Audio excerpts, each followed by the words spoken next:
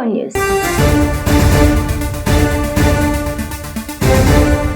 Telangana OG KCR దేశభక్తి పోరాటాల గురించి మేము పవన్ కళ్యాణ్ దగ్గర నేర్చుకోవాల్సిన అవసరం లేదు. నటుడిగా అభిమానిస్తాం, సోదరుడిగా ఇంటికి వస్తే బిర్యానీ పెడతాం, కానీ మా రాజకీయాల్లో పెత్తనం చేస్తామంటే ఊరుకో. మొన్ననే అంత కష్టపడి విడిపోయాం కదా, మళ్ళీ మీ పెత్తనం ఎందుకు అంటూ కేటీఆర్ అన్నారు. Last word I would like to say on this, Pawan Kalyan గారి మధ్యన ఓజీ అని సినిమా వచ్చింది. I would like to remind my brother Pawan Kalyan, we have a Telangana OG KCR. ఇక్కడ మా కేసీఆర్ గారు ఉన్నారు, ఆయన చాలు మాకు. He will take care of us, he will take care of the state and our issues. కాబట్టి ప్రాంతీయవాదం, ఇంకో మాట చాలా విచిత్రమైన మాట అన్నారు నిన్న ఆయన. ఇంకొన్ని రోజులు అయితే జనగణమన పాడరు. మాకు జనగణమన మాకు నేర్పించాల్సింది ఏం లేదు. దేశభక్తి గురించి మాకు పవన్ కళ్యాణ్ గారి దగ్గర పాఠాలు నేర్చుకోవాల్సిన అవసరం లేదు. ఈ నేల ఆనాడు నిజాం సర్కార్కు వ్యతిరేకంగా పోరాటం చేసిన నేల, కమ్యూనిస్టులు కదం దొక్కిన నేల ఇది. కాబట్టి మాకు పోరాటాలు కొత్త కాదు, మాకు యుద్ధాలు కొత్త కాదు, త్యాగాలు కొత్త కాదు. మాకు వాటి గురించి జాతీయ భావన ఉంది. ఇక్కడ దేశాన్ని గౌరవించే సంస్కృతి ఉంది. We contribute to the nation. We are less than 3% of India, but we contribute to 5% of India GDP. So we don't need any kind of moral lectures or moral policing from వారు. ఆంధ్రప్రదేశ్ ఉప ముఖ్యమంత్రిగా వారిని గౌరవిస్తాం, వారిని ఆంధ్రప్రదేశ్ ఉప ముఖ్యమంత్రిగా డెఫినెట్ గౌరవిస్తాం. ఒక కళాకారుడిగా, ఒక నటుడిగా అభిమానిస్తాం. ఒక సోదరుడిగా ఇంటికి వస్తే బిర్యానీ పెడతా, హైదరాబాదీ బిర్యానీ పెడతా. కానీ వచ్చి మా సెక్రటేరియట్లో కూర్చొని పెత్తనం చేస్తాము మా రాజకీయాల్లో. మరి ఇంకా మొన్ననే కదా వేరుపడ్డది, ఇంత కష్టపడి 60 ఏళ్ళు పోరాటం చేసి మొన్న వేరుపడ్డాం 2014లో. మొన్న చంద్రబాబు నాయుడు గారు రానే వచ్చే 2018లో, మళ్ళీ ఇప్పుడు మీరు కూడా వస్తారు 2023లో. That's all I'm saying. కొనుడే ఆలస్యం అంటే కొన్న తర్వాత తరుగు అంటున్నారు. నా పంట కాంట వేయడానికి 35 రోజులు పట్టింది. కేసీఆర్ నీళ్లు ఇవ్వడం వల్లే ఇవాళ పంటలు పండించగలుగుతున్నా. ఈ కాంగ్రెస్ ప్రభుత్వం వచ్చిన తర్వాత చేసింది ఏం లేదు, మార్పు మార్పు అని అనుభవిస్తున్నామన్నారు రైతులు. ఎన్ని రోజులు అవుతుంది? 20 రోజులు అవుతుంది. 20 రోజులు అవుతుంది ఒడ్లు పోసి. 20 రోజులు అవుతుంది. 2 వానాలు కొట్టినాయి. ఏ లీడర్ కూడా ఇడికి రాలేదు. ఏంది ఎట్లా ఉంది కాంగ్రెస్ ప్రభుత్వం వచ్చింది? కాంగ్రెస్ గవర్నమెంట్ గట్టిగా ఉంటే వాడు సచ్చుకుంటా తీసుకోవాలి. గవర్నమెంట్ బ్లండ్ గవర్నమెంట్ అయింది. ఎందుకట్లా? గట్లా అంటే వాళ్ళదే రాజ్యం నాదేనని. ఆయన రైతు రుణమాఫీ చేసిన అంటాడు. ఒడ్లు ఏమో 14 లక్షల మెట్రిక్ టన్నులు కొన్నాం, ఆల్రెడీ అయిపోతున్నాయి అని అంటున్నారు. వడ్లకేమో 20 రూపాయలు తక్కువ చేసిర్రు. జీలుగులు కొందామంటే 200 ఎక్కువ చేసిండు. జీలుగులు 21 ఉండే, ఇప్పుడు 2300 అయినాయి. 2450. ఇక వడ్లకేమో తగ్గించిండు. ఇంక 20 రూపాయలు తగ్గిస్తే ఇంకా కొంటారట. వానికి జాగలేదట. 20 రూపాయలు తగ్గియంగానే ఇంకెక్కువ జాగ దొరుకుతుంది వానికి, మిల్లోనికి. ఈడ మా గోదాములు బొచ్చాడు గోదాములు ఉన్నాయి, తీసి లోపటేసుకోవాలి. ఏంది మరి పరిస్థితి ఏంది? నేతమన్నారు, 2 లక్షల రుణమాఫీ అన్నారు. రైతు అన్నుడు మందమే. ఒక్క ఏడ వార్డు మెంబర్ కాడ మొదలు పెడితే సీఎం దాకా కూడా రైతే రాదంటాడు, గుద్దలు అంటాడు. ఈ పరిస్థితులు వస్తాయి అనుకుర్రా? అసలు కాంగ్రెస్ వస్తే ఈ పరిస్థితులు వస్తాయి అనుకుర్రా? ఇక అనుకున్నాం కానీ అట్లా వేసిర్రు. మార్పు అన్నారు. మార్పు అంటే మంచిగా ఉన్నది. కట్టె పెడతాడు. మళ్ళా కూడా నేనే గెలుస్తా అంటాడు. ఇంకెక్కడ ఇక గెలవడి అయిపోయింది. 5 లక్షల రుణమాఫీ అంటాడు, 4 తులాల బంగారం. ఏది లేదు ఇది వరకు. చేతిలో 1,00,000 పెట్టి అన్న ఏది మాకు రూపాయి మాఫీ కాలే. అది కాదే. ఇప్పుడు ఆయన ఏమంటుండంటే, ఒక పాప పుట్టాలంటే 9 నెలల టైం పడుతుంది, ఒక ప్రాసెస్ ఉంటది. నాకు కూడా కొంత టైం పడుతుంది, నాకు కొంచెం టైం ఇరంటాడు. 3 ఏళ్ళు అవుతుంది. 3 ఏళ్ళు అవుతుంది. మాకే 3 పెడతాడు కట్టే. 3 సంవత్సరాలైనా ఎక్కడుందో అక్కడ ఏది లేదు. బోనస్ అన్నాడు. బోనస్ వీకింది. యాసంగి వానకాలం వేస్తాడు, వానకాలం యాసంగి ఇస్తాడు. చూస్తే గవర్నమెంట్ గట్టివాడే. స్టార్ట్ అయినాయి. మరి ఇక్కడ ఉన్నారు. ఇప్పుడు మళ్ళా పోవాలంటే మళ్ళీ 20 రోజులు కావాలి. ఇప్పుడు మాకు 40 లారీలు వడ్లయితే ఇప్పుడు అటు కొనేళ్ళ వర్గాలనే వారం అవుతుంది. మళ్ళా వానకాలం మా 6 ఇద్రలో పోతాయి వాన కొట్టకపోతే, లేకపోతే ఇక 4 కుట్ల పోతాయి. అంటే కింద చెరువు ఉందా? ఇక మేమేమో అడవి పాలు ఉన్నాము. మందుల రాళ్ళు వచ్చిర్రు, మార్కెట్లో కూర్చున్నారు.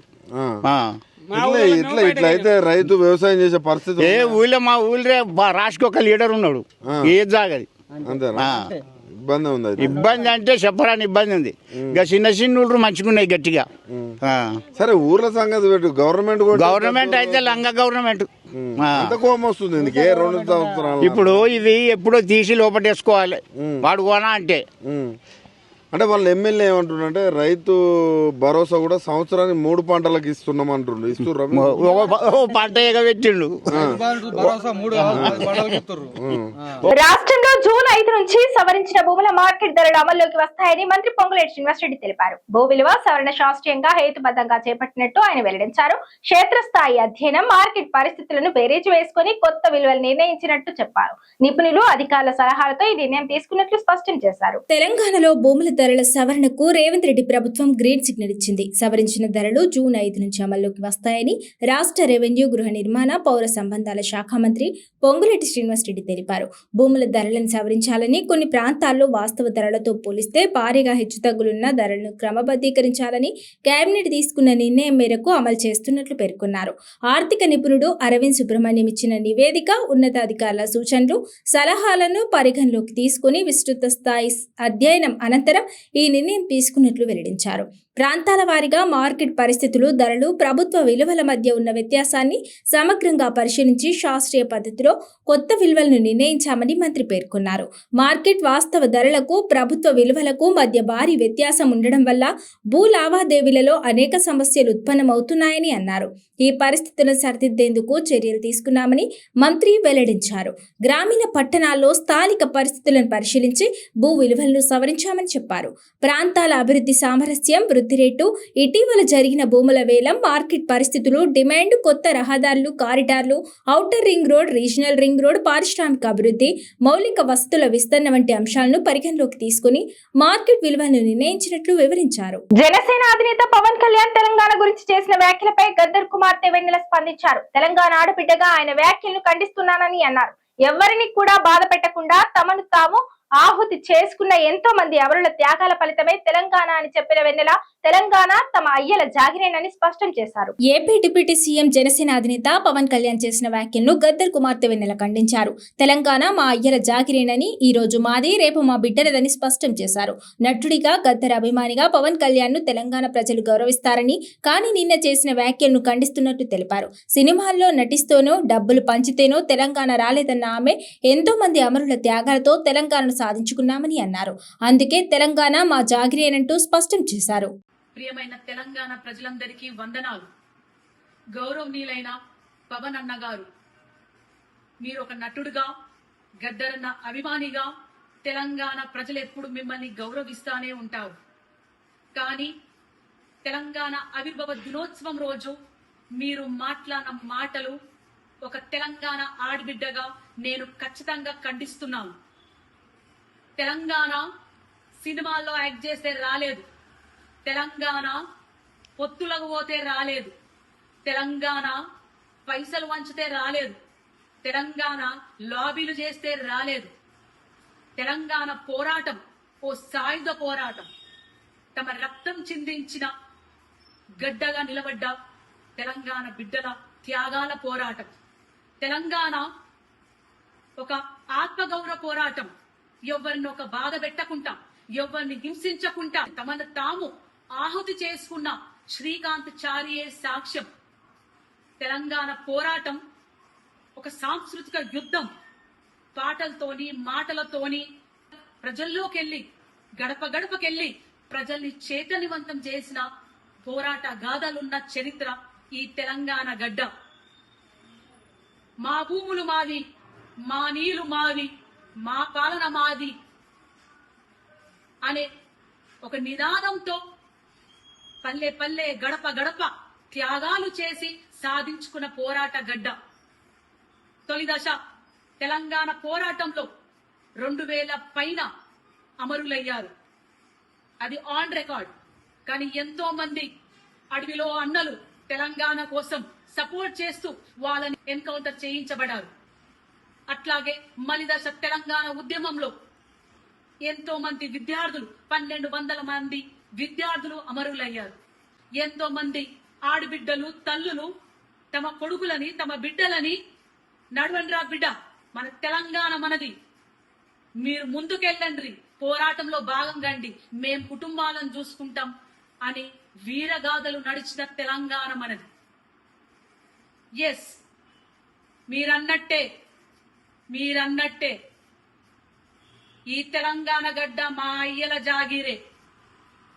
మీరన్నట్టే నిన్న తెలంగాణ గడ్డ మా అయ్యల జాగీరు, ఈ రోజు మా జాగీరు, రేపు మా భావితరాల బిడ్డలు తెలంగాణ వారసులు. ఇది మా గడ్డనే, మా తెలంగాణ గడ్డనే, మా త్యాగాల గడ్డనే అని తెలియజేసుకుంటూ జై తెలంగాణ, జోహర్ తెలంగాణ అమరవీరులకు. AP deputy CM Pawan Kalyan మీద తెలంగాణకు చెందిన కొందరు నేతలు చేస్తున్న వ్యాఖ్యలపై సీఎం చంద్రబాబు నాయుడు స్పందించారు. రాష్ట్ర విభజన జరిగి 12 సంవత్సరాలు గడిచిపోయిందని, ప్రశాంతతను చెడగొట్టవద్దని సూచించారు. ప్రజలకు సేవ చేయడంలో పోటీ పడాలి కానీ ఇలాంటి వాటిలో కాదన్నారు. తెలంగాణకు ఎవరు ఎంత చేశారనే దానిపై అక్కడి ప్రజలకు అవగాహన ఉందన్నారు Chandrababu. AP deputy CM Pawan Kalyan Hyderabad పర్యటన తెలుగు రాష్ట్రాల్లో ఎంత సంచలనం రేపిందో ప్రత్యేకంగా చెప్పాల్సిన పని లేదు. తెలంగాణ ఆవిర్భావ దినోత్సవం రోజున పవన్ కళ్యాణ్ తెలంగాణ నవనిర్మాణ సంకల్ప సభ పేరుతో సమావేశం ఏర్పాటు చేసుకున్నారు. అయితే శాంతి భద్రతల సమస్య కారణంతో పోలీసులు అందుకు అనుమతి ఇవ్వలేదు. ఈ వ్యవహారంపై తెలంగాణ జనసేన నేతలు బగ్గుమన్నారు. కోర్టును ఆశ్రయించినప్పటికీ ఫలితం లేకపోయింది. ఆ తర్వాత మంగళవారం సాయంత్రం పవన్ కళ్యాణ్ జూబ్లీ హిల్స్ లోని తన నివాసం వద్ద ప్రెస్ మీట్ నిర్వహించారు. ఈ సందర్భంగా తెలంగాణ మీ అయ్య జాగిరా అంటూ పవన్ కళ్యాణ్ చేసిన వ్యాఖ్యలు తెలంగాణలో కలకలం రేపాయి. పవన్ కళ్యాణ్ వ్యాఖ్యలపై కాంగ్రెస్, బీఆర్ఎస్ పార్టీలకు చెందిన పలువురు నేతలు కూడా రియాక్ట్ అయ్యారు. ఈ క్రమంలోనే తెలంగాణలో పవన్ కళ్యాణ్ తిరగనివ్వమంటూ కొంతమంది కామెంట్స్ చేశారు. ఈ వ్యాఖ్యలపై ఏపీ సీఎం చంద్రబాబు నాయుడు స్పందించారు. అంటే ఇది కూడా కరెక్ట్ కాదు. ఇప్పుడు నేను తమిళనాడులో పోయి క్యాంపెయిన్ చేయవచ్చా?